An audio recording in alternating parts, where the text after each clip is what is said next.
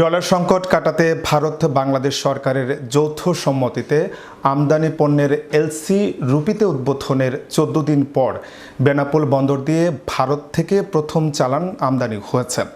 মঙ্গলবার সন্ধ্যায় ভারতে পেট্রাপোল বন্দর হয়ে ১,২৩,১৭,৭৬০ রুপি মূল্যের মোটর যন্ত্রাংশ নিয়ে ৪টি ট্রাক বেনাপোল বন্দরে।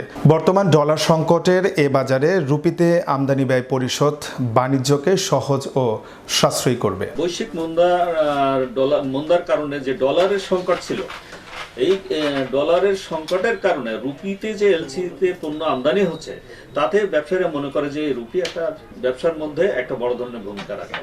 ভারতের সাথে আমাদের রুপিতে আমদানি রপ্তানি শুরু হয়েছে আজকে। আমরা এতে করে বাংলাদেশের আমদানি রপ্তানিকারকরা অত্যন্ত উপকৃত হবে। সরকার যেমন রাজস্ব আহরণ করবে, ব্যবসা বাণিজ্যে অনেক গতিশীলতা পাবে বলে আমি মনে করি।